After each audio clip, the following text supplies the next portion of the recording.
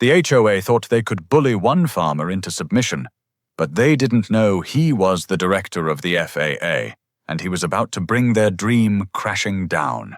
The sound of bulldozers wasn't supposed to echo through the fields of Durham County, North Carolina, that morning. Yet there it was, engines growling, metal teeth clawing into the earth as if the land had no story to tell. The construction crew wore bright neon vests and heavy boots, following the instructions of a project they barely understood. To them, it was just another job, another check to cash. But to Cornell Braxton, watching from the edge of his soybean field, it felt like someone had shoved a knife straight into the chest of his family's history. Cornell didn't raise his voice right away. He didn't need to. The man had a presence about him, the kind that made you notice even when he said nothing. At 6 feet tall, with shoulders built from years of farm work, he stood there in worn jeans and a faded work shirt, gripping the brim of his cap as if it were the only thing keeping him calm. His father's old barn sat just behind him, weathered but standing strong. That land wasn't just dirt. It carried the weight of 3 generations, each acre a chapter of struggle, pride, and survival. A foreman spotted him and waved. "Morning, sir." "Just a heads up, we'll be clearing a strip right through here," gave us the green light. Cornell's eyes narrowed. His voice came out steady, measured, but sharp. "This isn't HOA property. This is my farm. You're trespassing." The man hesitated, glancing back at the heavy equipment already grinding forward. "I don't make the rules. Talk to your board. We've got the permits. Permits don't mean a thing if they're built on stolen ground." Cornell replied, his voice carrying over the roar of the machines. By then, his sister Rosalind, who lived in a small house near the southern fence line, had hurried over. She had flour dust on her apron, her hands still sticky from the bread dough she'd left on the counter. "Cornell, what on earth is happening?" "They think they can put a runway through Braxton land," he said flatly. Rosalind stared in disbelief, her jaw tightening as she turned toward the machines tearing into the soil. "They've lost their minds." The foreman shifted uncomfortably, lowering his voice as though trying to reason with Cornell. "Look, sir, I've got orders. If you've got a problem, take it up with the HOA president, Geraldine Klein. She signed off on this." "I can't stop the work." Cornell took a long breath, forcing himself to stay calm. He didn't shout, didn't storm, didn't throw a fit. Instead, he walked past the foreman, straight toward the bulldozer operator, and raised his hand. The man in the cab looked confused until Cornell locked eyes with him. With nothing more than that look, the engine cut off. Silence swept across the field like a curtain dropping after a chaotic scene. "Not one more inch," Cornell said. The crew stood frozen, waiting for someone else to decide what came next. They were used to angry homeowners waving papers and shouting threats. They weren't used to a man who carried himself like Cornell Braxton. By then, a few neighbors had gathered near the property line, curiosity drawing them from their morning routines. Some whispered about the project, about how the HOA promised a private airstrip would elevate property values and attract the kind of neighbors Maplewood Lakes wanted. Others shifted uncomfortably, realizing exactly whose land was being cut apart. Rosalind tugged on her brother's sleeve. "Cornell, you need to handle this through the county. Don't give them a reason to twist this against you." "I'll handle it," he answered. His tone was calm, but his eyes burned with resolve. What none of the crew, none of the gawking neighbors, and not even his sister knew at that moment was the other life Cornell lived. Farming was his grounding, his roots. But during the week, he wasn't just tending crops. He was on planes to Washington, D.C., sitting in a federal office with decisions that shaped the very skies above the country. Cornell Braxton was the director of the Federal Aviation Administration, and here was an HOA tearing a scar across his land for a runway that would never fly without his say-so. The air felt heavy with tension as Geraldine Klein's black SUV rolled to a stop at the edge of the field. She stepped out in heels that sank into the dirt, her sunglasses catching the morning sun. With her came the sharp scent of perfume, a stark contrast to the earthy smell of churned soil. "Mr. Braxton," she called out, striding toward him as though the land already belonged to her.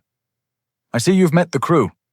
You'll be glad to know this project is going to raise everyone's property values." "It's progress," Cornell didn't move, didn't flinch. You mean it's theft? This ground isn't HOA property. It's mine. Geraldine gave a rehearsed smile, the kind you use when you're certain you've already won. Our records show otherwise, and the board approved it unanimously. You'll find that resistance will only make things harder for you in the long run.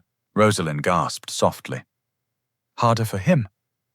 Geraldine, you're bulldozing family land. Geraldine didn't even look at her.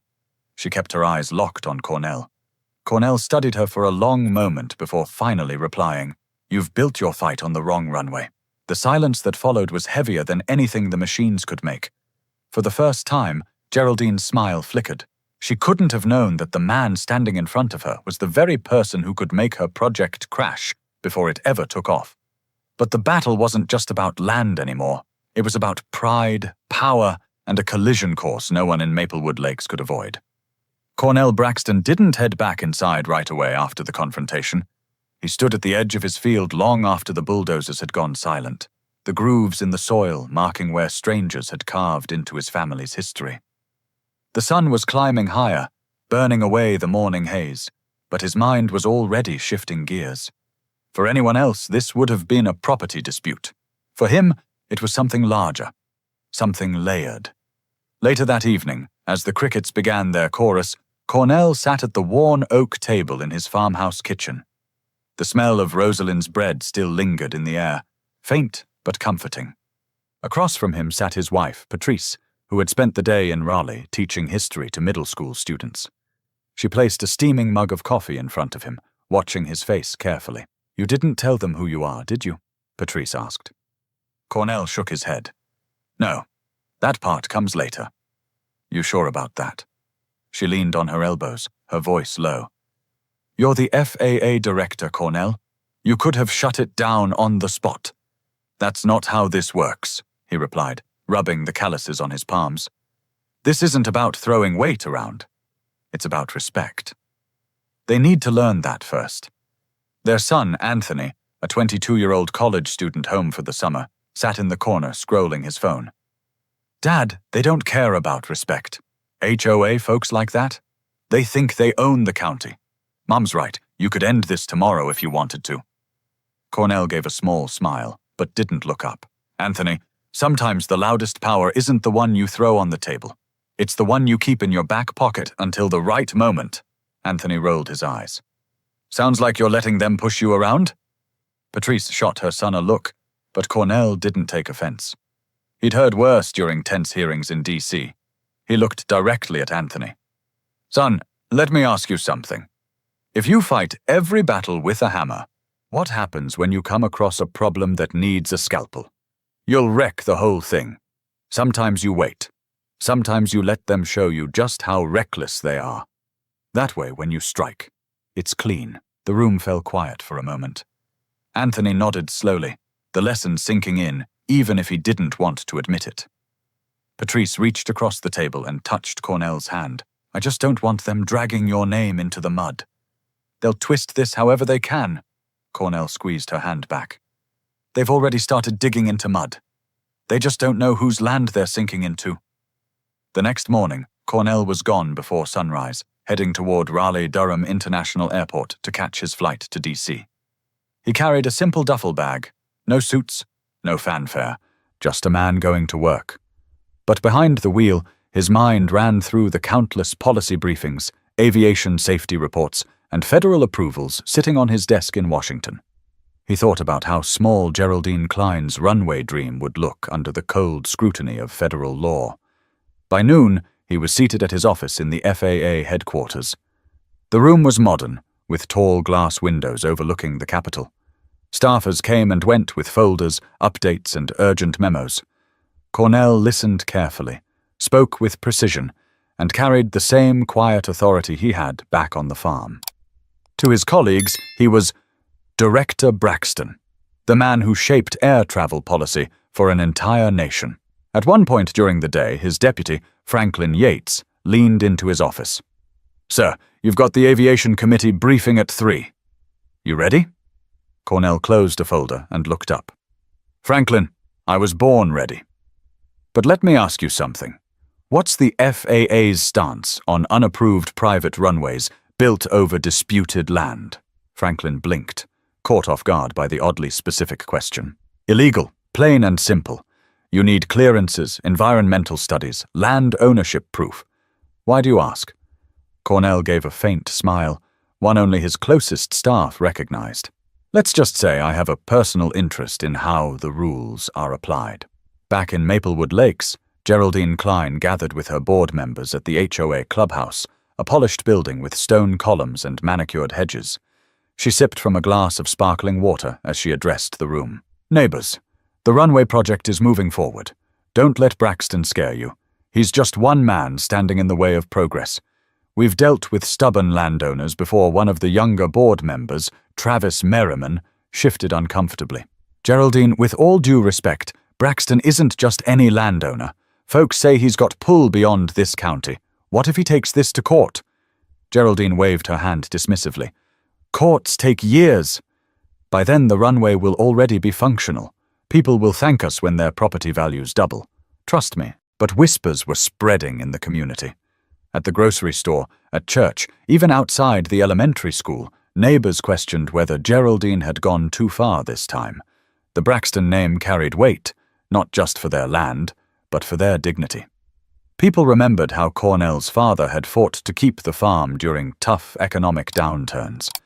They remembered Rosalind teaching kids in Sunday school, and they remembered that Cornell himself, though private, was no ordinary man. But Geraldine wasn't backing down, and the storm gathering over Maplewood Lakes was about to get louder. By the end of that week, the lines in Maplewood Lakes had been drawn. The HOA board wasn't just pressing forward, they were accelerating. Construction crews came back with survey equipment and more trucks, ignoring the quiet stares of neighbors who had started gathering at the edge of the fields. The Braxton farm had turned into a spectacle, a place where whispers carried louder than the roar of the machines. On Saturday morning, the HOA held a special meeting in the clubhouse.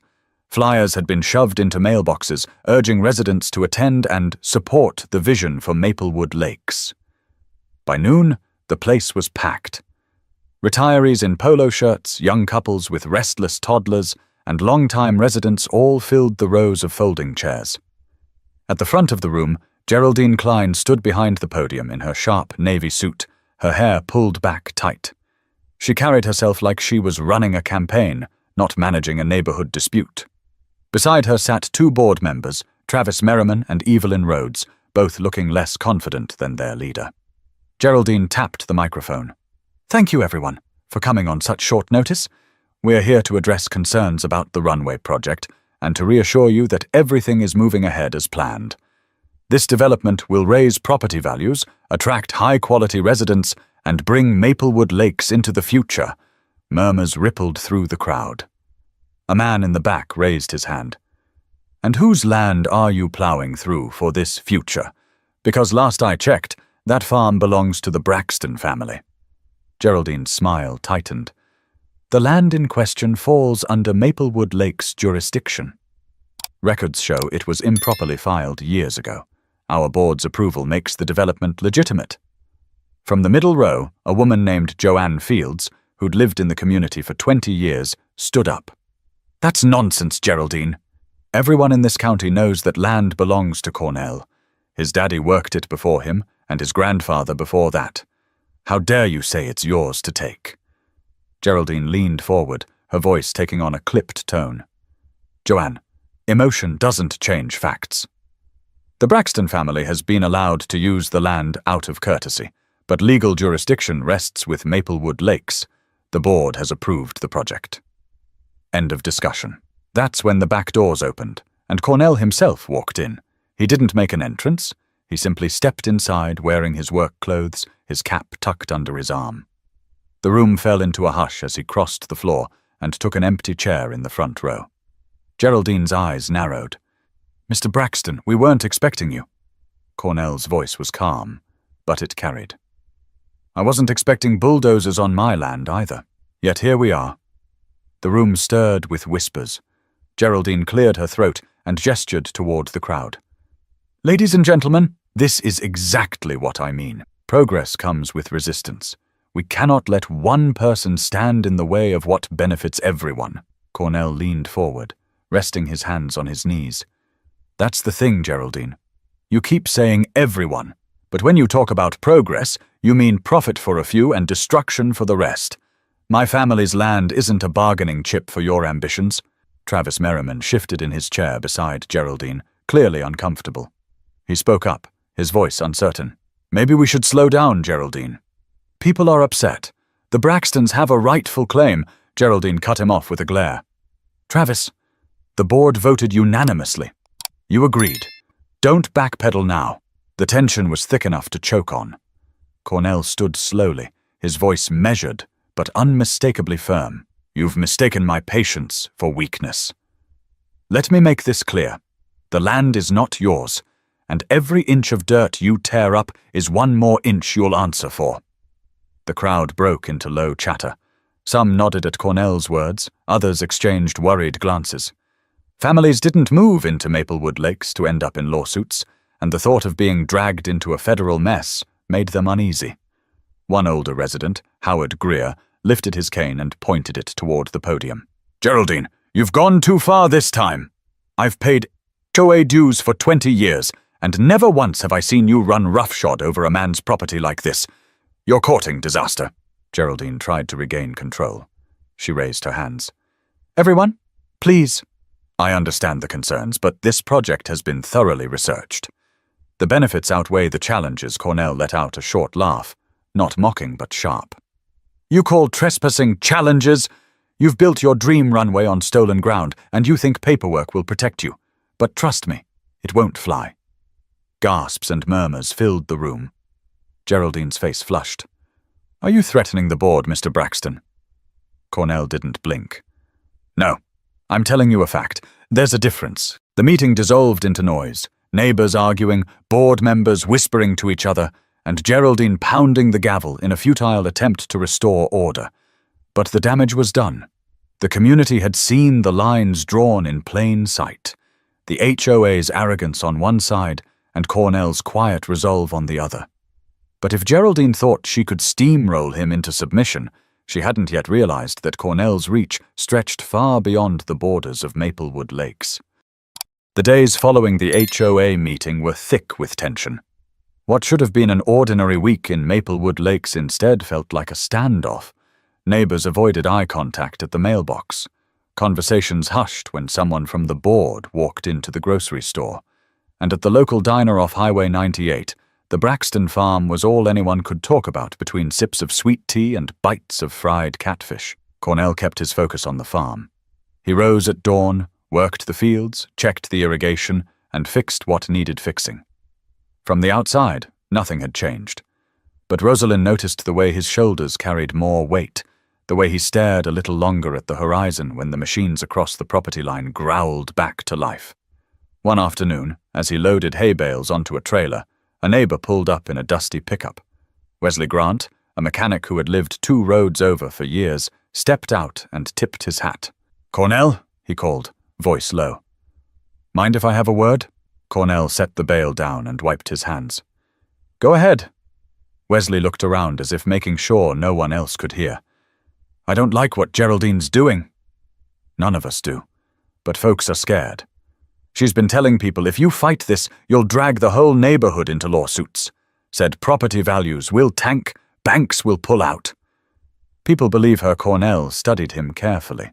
"And what do you believe?" "I believe land is land. Yours is yours.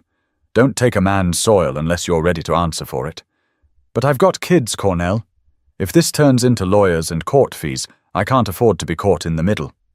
Cornell nodded slowly. "I hear you. Nobody should have to pick between right and ruin. That's on her, not you." Wesley's jaw tightened. "Just watch your back. Geraldine's not the type to back down.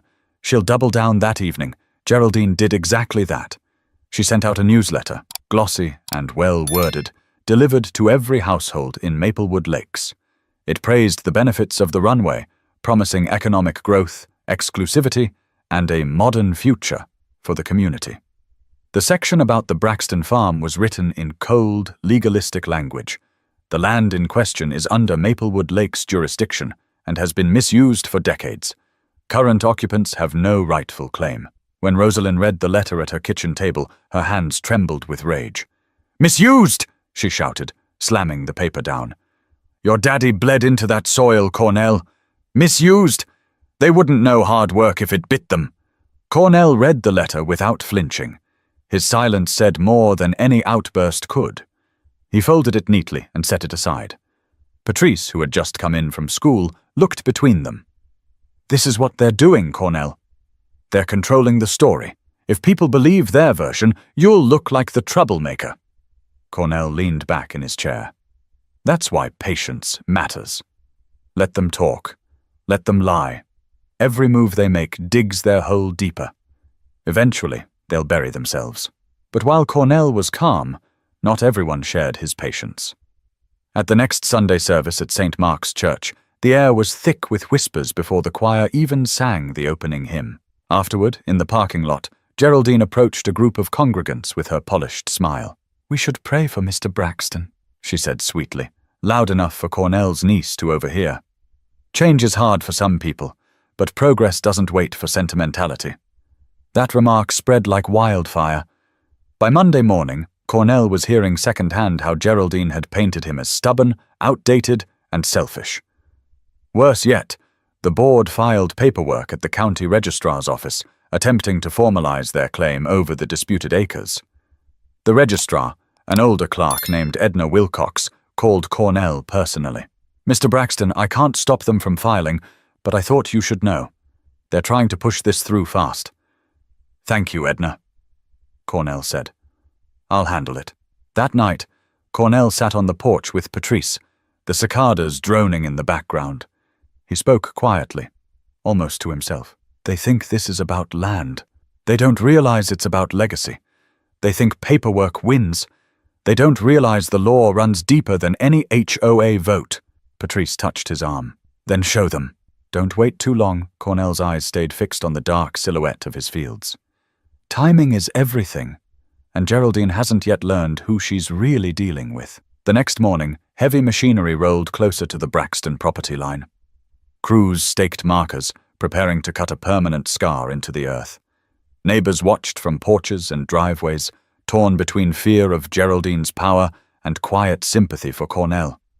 But the moment was coming when silence wouldn't be enough, and Cornell knew he would have to draw a line so sharp that no one in Maplewood Lakes could ignore it. By Tuesday morning, the rumble of engines grew louder. Construction crews moved closer to the Braxton property, pounding fresh stakes into the soil like a warning shot. Cornell had said little since the HOA meeting, but his silence wasn't weakness, it was calculation. And now, he was ready. As the sun climbed, Rosalind stormed into the yard, waving another letter from the HOA. "Cornell, they're threatening fines now. Can you believe that? Fines!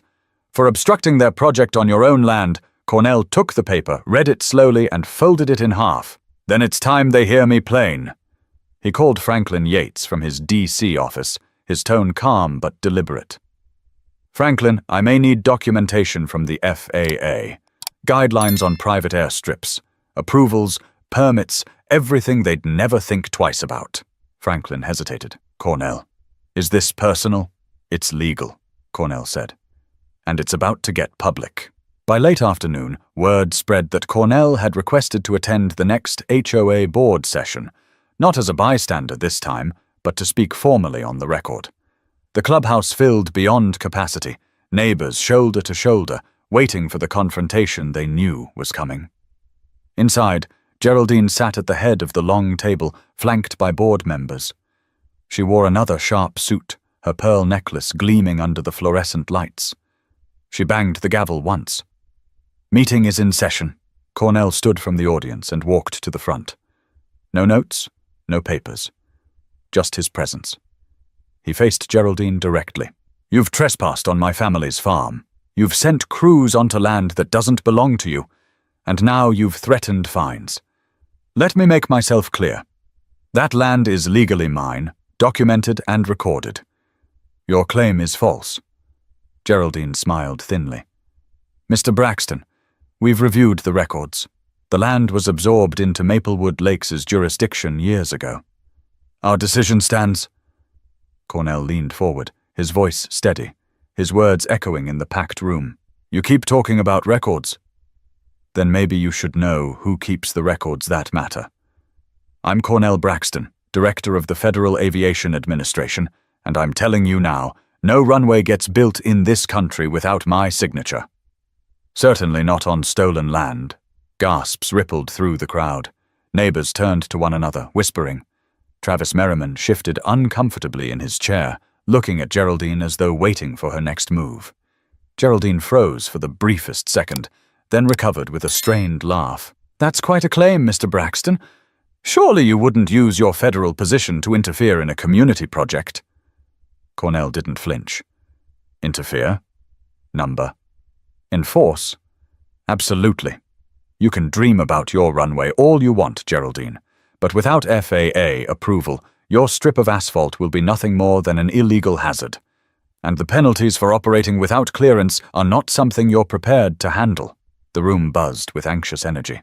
Joanne Fields stood from the audience, her voice ringing out. You see, Geraldine? You've been bullying everyone into thinking you had the power. But you don't. You picked a fight with the wrong man. Howard Greer tapped his cane against the floor. I told you this would backfire. You can't steal a man's land and expect him to roll over. Geraldine's face flushed, but she forced a smile. Neighbors, don't be swayed by theatrics. This is about progress. Cornell straightened. No, this is about arrogance. You thought the rules didn't apply to you, but rules apply to everyone, whether you're a farmer, a neighbor, or a board president. And Geraldine, you've crossed the line. The silence that followed was thick, broken only by the shifting of feet and the occasional cough. Even board member Evelyn Rhodes leaned forward, whispering urgently to Geraldine, we need to reconsider. This isn't worth it. But Geraldine wasn't ready to surrender. Her pride held her in place. We'll consult legal counsel, she said stiffly. This matter isn't finished. Cornell nodded once. Then I'll see you in court, and in Washington. With that, he turned and walked out, his shoulders broad and unshaken. The crowd parted as he passed, some patting his arm in quiet solidarity, others simply staring in awe. Outside, Rosalind hurried to his side. Cornell, you just put the fear of God in that woman. Cornell allowed himself the faintest smile. Sometimes the truth does the work for you. Still, Patrice's words from earlier echoed in his mind. This wasn't over. Geraldine wouldn't back down easily. And if she doubled down, the fight could drag the whole neighborhood through the mud. But Cornell had drawn his line, and now it was Geraldine's move, one that could decide whether Maplewood Lakes descended into chaos or finally faced accountability. The fallout from Cornell's revelation spread through Maplewood Lakes like wildfire. By Wednesday morning, every porch, every front yard conversation, and every text thread in the neighborhood revolved around one question. What happens now? For families who had moved into the community chasing stability, the sudden storm was suffocating.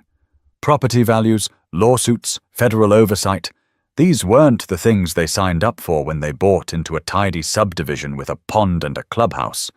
And yet here they were, caught between a determined landowner and an HOA president whose pride seemed more important than compromise. At the corner lot, Angela Rowe, a single mother raising 2 kids, vented to her neighbor. I don't care about no runway. I barely make my mortgage as it is. Geraldine's talking about lawyers, and lawyers mean money. Who do you think is going to pay for it? Us. Her neighbor Clint Peterson shook his head. She's playing with fire. Cornell's got the law and the FAA on his side. She's dragging us into a fight we can't win. Inside the clubhouse, Geraldine held a private strategy session with the board. The blinds were closed, the air heavy with tension. Travis Merriman spoke first, his voice uneasy. Geraldine, you heard him. He's the FAA director. He doesn't just have influence, he has authority. If he says no runway, there is no runway. Period. Geraldine's jaw tightened. Travis, you think I'm afraid of titles? He's bluffing. He won't risk using federal power for personal matters. We keep going. Evelyn Rhodes leaned forward, folding her hands tightly. But what about the neighbors? They're turning against us. I've gotten 6 emails today alone, demanding we halt the project. People are scared, Geraldine snapped, her voice sharp. Fear is temporary. Progress is permanent. Once the runway is finished, they'll thank us. But outside those closed doors, the community's patience was thinning. That evening, several families gathered on the Braxton property to speak directly with Cornell. They weren't there to fan the flames. They were there to find clarity. Angela Rowe was the first to step forward. Mr. Braxton, we don't want no trouble. But this mess is getting bigger every day.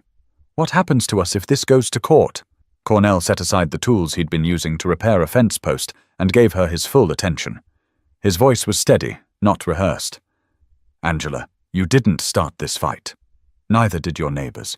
Geraldine forced it by crossing a line. I'm not here to hurt you, or anyone else. I'm here to protect what's mine. And the truth is the law is on my side. If it goes to court, she'll lose, not you. Wesley Grant chimed in, scratching his beard. But she's making it sound like we're all liable. Like the HOA can bleed us for legal fees. Cornell nodded. That's her tactic. Scare people into silence. But HOA boards aren't above the law. She doesn't have the authority to drag this whole community into bankruptcy over her vanity project. And if she tries, she'll answer for that, too. The group murmured among themselves, some visibly relieved, others still anxious. A teenager standing beside his father spoke up timidly. Mr. Braxton, why don't you just use your job to stop her now? Wouldn't that be faster? Cornell crouched slightly, meeting the boy's eyes. Because, son, power isn't meant to be abused. If I swing my authority like a hammer every time I'm angry, I'm no better than the ones who take what isn't theirs. Sometimes the lesson has to come the hard way. It lasts longer that way. The boy nodded, his father patting his shoulder. As the families left, Patrice joined Cornell by the fence. You gave them calm. That's what they needed.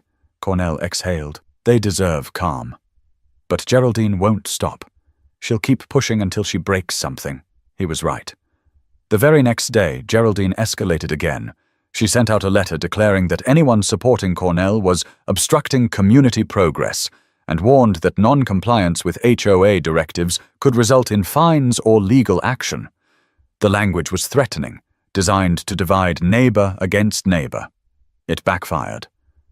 At the local diner that evening, groups of residents openly criticized the board's tactics. Joanne Fields slammed the letter on the counter. Who does she think she is? I didn't move here to bankroll her pet project. If she thinks she can bully the Braxtons and scare the rest of us, she's lost her grip. Even Travis, once Geraldine's ally, was seen outside the clubhouse talking quietly with Evelyn. We're losing the neighborhood, he muttered. She's going too far. People don't trust us anymore. The once pristine image of Maplewood Lakes was cracking. Lawn parties turned into whispered strategy sessions. Sunday greetings turned into tense silences. The HOA, once the face of order, was now the cause of chaos. And through it all, Cornell stayed steady, letting Geraldine's arrogance do the damage for him. But storms don't build forever without breaking, and Cornell knew the breaking point was coming soon, and when it hit, no one in Maplewood Lakes would come out untouched. By now, Geraldine Klein had lost the casual support of most of her neighbors, but she refused to show weakness. Pride had hardened into stubbornness, and the more people questioned her, the more determined she became to prove them wrong.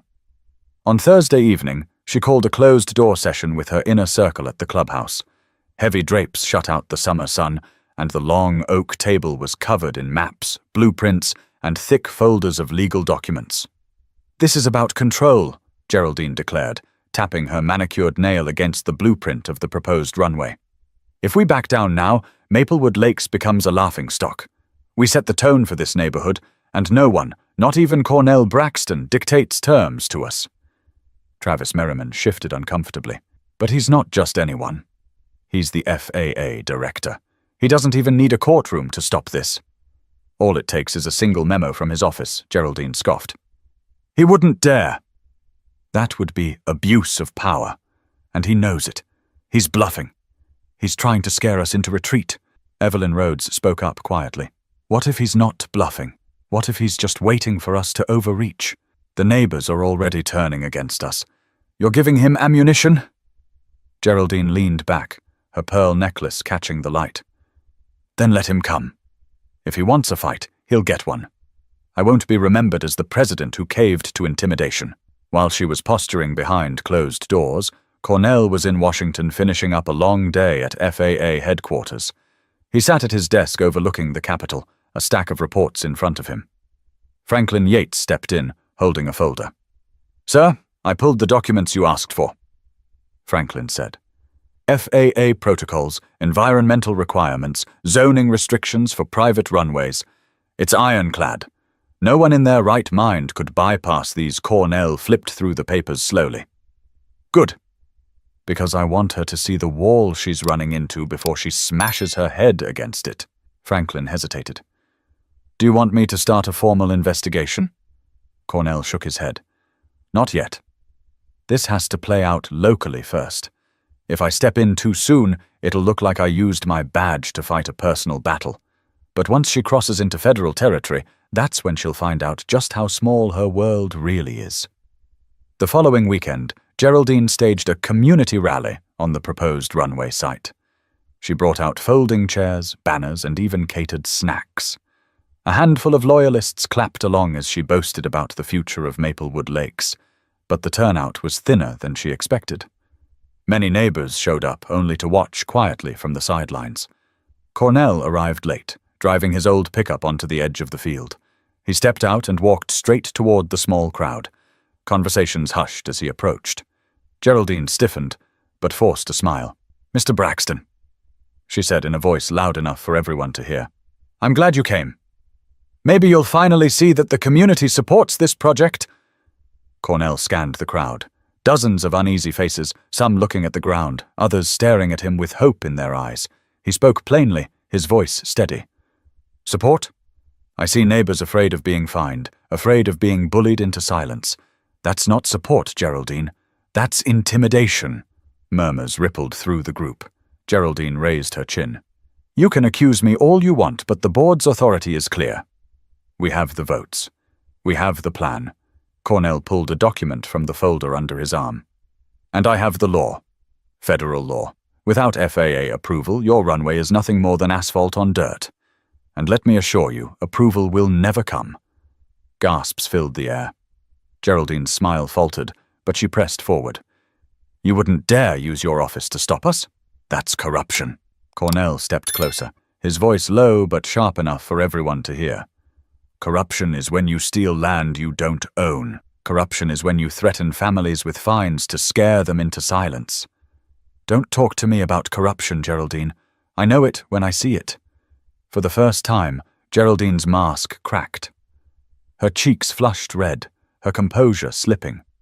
Neighbors whispered among themselves, some nodding at Cornell's words, others pulling out their phones to record the exchange. Travis finally spoke, unable to sit still any longer. "Geraldine, he's right. We can't keep pushing this.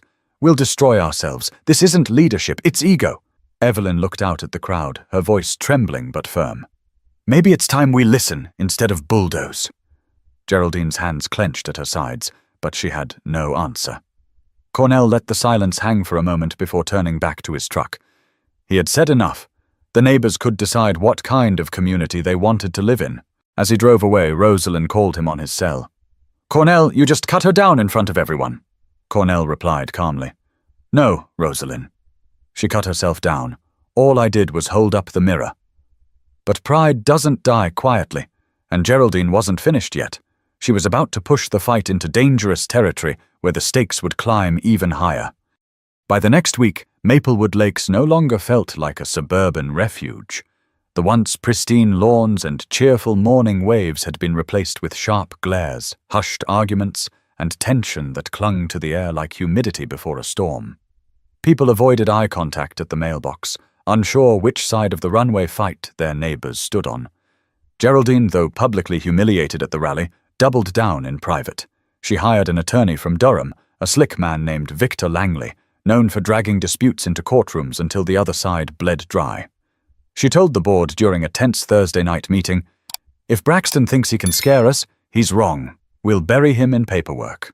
We'll make the fight so expensive he won't last." Travis rubbed his temples, exasperated. Geraldine, you don't understand. He's not just another farmer. He's got Washington behind him. If this goes federal, you'll drag every single one of us into the fire. People are already furious. Then they can be furious. Geraldine snapped. Progress always upsets the small-minded. While she was sharpening her legal weapons, Cornell was back home on the farm, seated on the porch with Patrice. His phone buzzed with calls from journalists who had caught wind of the conflict. Word had leaked that the FAA director himself was in a land dispute with his own HOA, and the story was too tempting for the press to resist. Patrice watched him ignore yet another call. You can't keep dodging them forever, she said gently. Cornell sighed. The more I talk, the more fuel they get. I don't want this turning into a circus. But it already is, Patrice countered. Geraldine's painting you as some tyrant who's holding the community hostage. If you don't speak, her version becomes the only version people hear. Cornell leaned back, eyes on the fading sun. Maybe it's time they hear me on the record. That Sunday evening, Cornell agreed to sit down with a local news station. Cameras rolled as he stood in front of his family's barn, arms crossed, speaking directly into the lens. This land has belonged to my family for 3 generations. It is not community property. It is not for sale. And it is certainly not for the Maplewood Lakes HOA to claim. The law is clear, and as director of the FAA, I can assure you this so-called runway will never operate legally. Not today, not tomorrow, not ever. The segment aired across North Carolina that night, and by Monday morning it was circulating nationally. Commentators on talk radio debated whether an HOA had any right to seize farmland. Editorials slammed Geraldine's arrogance, while others marveled at the irony of an FAA director fighting a runway in his own backyard. The attention rattled the community. Some neighbors feared property values would sink under the glare of controversy. Others felt emboldened, proud that Cornell had stood his ground. For the first time, Geraldine's carefully constructed control began to crack. At a hastily called emergency meeting, residents packed into the clubhouse demanding answers. Joanne Field stood up, her voice ringing. Geraldine, you've humiliated this neighborhood. We're in the papers, on the news. This isn't progress, it's a disaster. Howard Greer pointed his cane toward the board. You promised us growth. All you've delivered is shame. You've turned Maplewood Lakes into a national joke. Geraldine slammed the gavel, trying to restore order. Enough! This is temporary. Once the runway is complete, the benefits will outweigh the noise. Cornell, seated calmly in the back, rose to his feet. His voice cut through the chaos. Runway? You're not building a runway, Geraldine. You're building a liability. And the FAA doesn't authorize liabilities. Victor Langley, her attorney, stood. Mr. Braxton, you may be the FAA director, but you're still a private landowner here. You can't use your position to interfere with community development. Cornell faced him squarely. You're right. I can't use my office for personal gain, but I can enforce federal aviation law. And I will. The room erupted.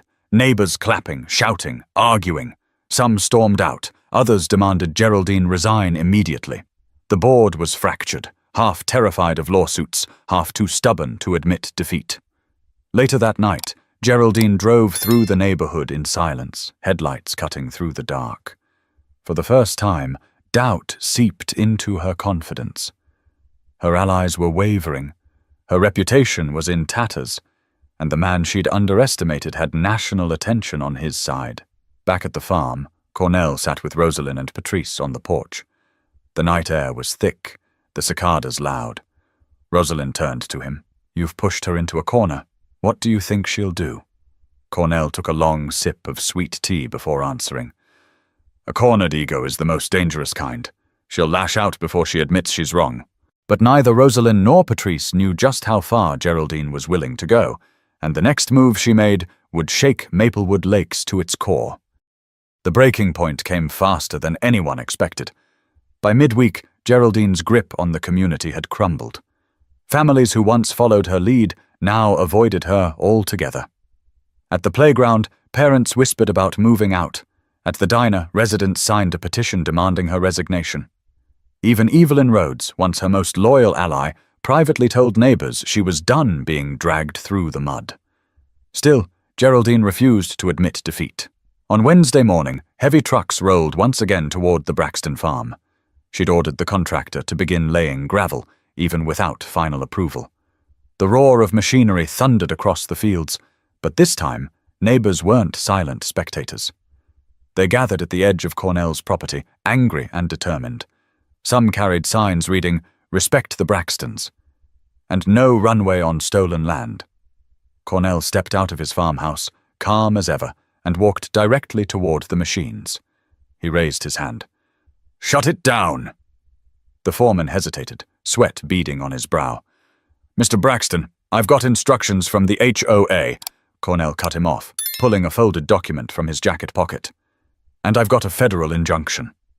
Effective today, any further construction here is illegal under FAA law. You keep those machines running, and you'll answer to Washington, not Maplewood Lakes." The foreman froze, staring at the paper, then at Cornell's steady eyes. Slowly he waved his arm, and one by one the machines shut down. Silence spread over the field. Gasps and cheers broke out among the neighbors watching. Angela Rowe clapped her hands, tears in her eyes. "Finally!" she shouted. Geraldine's black SUV screeched to a halt nearby. She stormed out, fury etched into every line of her face. "You think you've won, Cornell? You think this piece of paper scares me?" Cornell met her anger with quiet strength. "It's not about fear, Geraldine. It's about law, and you've broken it. You're abusing your power." She snapped. "No," he replied firmly. "I'm defending my family. And I'm defending every neighbor you tried to bully. That's the difference." The crowd erupted again, this time chanting for Geraldine to step down. Her voice shook as she tried to shout over them, but no one was listening anymore. Travis Merriman and Evelyn Rhodes approached her, faces pale. "Geraldine," Evelyn whispered urgently, "it's over. If we keep pushing, we'll bankrupt ourselves. The community's against us." "The board's finished," Travis added. "You wanted a legacy. Well, this is it. You'll be remembered for tearing this neighborhood apart." For once, Geraldine had no retort. She looked around at the angry faces, at the machines sitting idle, at Cornell standing firm with the law on his side.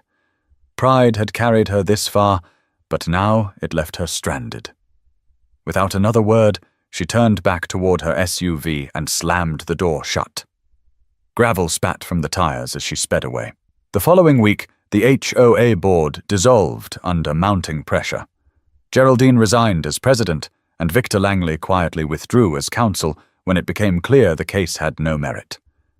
County officials confirmed the Braxton Farms ownership records were ironclad. The attempted seizure had been illegal from the start.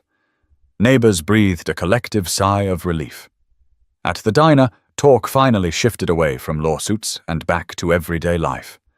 Kids played freely in yards again, and Sunday service at St. Mark's was filled with gratitude instead of gossip. For Cornell, the victory wasn't about headlines or authority. One evening, as the sun dipped low, he walked the fields with Anthony by his side. The soil still bore the scars of machinery, but it was theirs, untouched and unbroken. Anthony broke the silence. "Dad, you could have crushed her from the beginning. Why'd you wait?" Cornell paused, placing a hand on his son's shoulder. "Because sometimes the hardest lesson isn't the one you teach, it's the one people teach themselves." Geraldine needed to fall by her own hand. That way, everyone could see what arrogance does. Anthony nodded, finally understanding. Rosalind joined them, brushing her hands against the tall grass. "Your daddy's right. The land stood through storms before. It'll stand through this one, too." Cornell smiled faintly, his gaze fixed on the horizon. "This land isn't just soil. It's legacy. And legacy doesn't bend to greed, but even as peace settled back over Maplewood Lakes, the story carried a lesson far beyond the community, one about power, humility, and the cost of forgetting that respect is stronger than pride. Life in Maplewood Lakes slowly found its balance again, but the scars of the fight lingered like tracks in freshly tilled soil.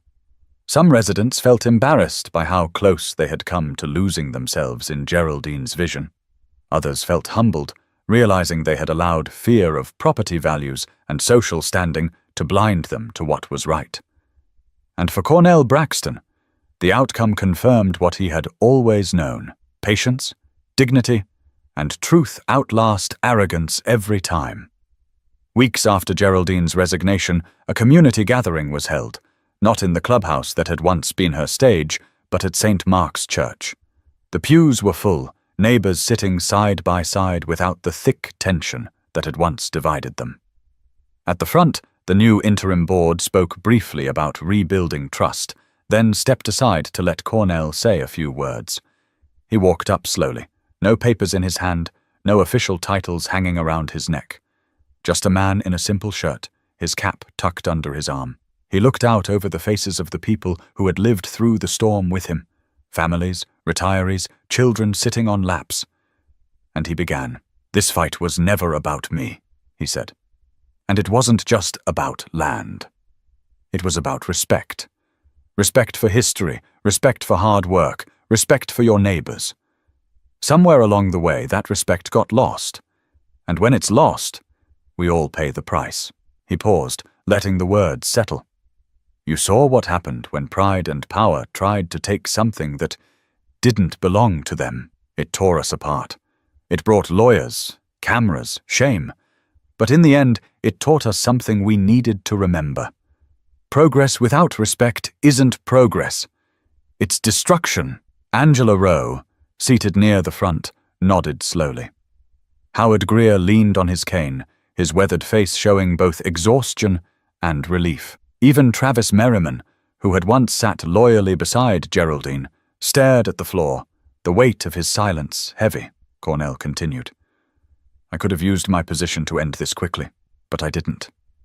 Because if I had, you might never have seen the truth for yourselves. Geraldine wasn't just fighting me. She was fighting every one of you. She believed power made her untouchable, but she forgot that communities don't survive on power. They survive on respect, humility, and accountability." Patrice, sitting with Rosalind in the second row, felt tears sting her eyes. She knew this wasn't just about Maplewood Lakes. Cornell was speaking to something deeper, something every community, every family, every person needed to hear. "I hope," Cornell said, his voice steady, "that when the next test comes, and it will, you'll remember what happened here. Don't let fear or greed blind you. Don't let pride make you forget who you are. Stand on truth, even when it costs you something, because the cost of silence is always greater." The church was silent, save for the creak of the wooden pews as people shifted uncomfortably. Then, slowly, applause began. Not loud or rushed, but steady and growing, until the room was filled with it. Cornell nodded once, then stepped down, returning to his seat beside Patrice. Outside, as neighbors lingered in the churchyard, conversations felt lighter. Children chased each other across the grass, and for the first time in months, laughter carried through the air. The Braxton farm, visible in the distance, stood as a reminder of what had been fought for. Not just land, but legacy. Later that evening, sitting on his porch, Cornell reflected quietly with Patrice. Fireflies danced in the fading light. "You think they'll remember?" Patrice asked softly. "They'll remember," Cornell said. "People always remember when pride costs them. And if they don't, well, history has a way of teaching the same lesson twice." Patrice smiled faintly. "And you? What did you learn?" Cornell leaned back, his gaze sweeping across the fields. "That sometimes the hardest battles aren't in Washington or in a courtroom. They're in your own backyard.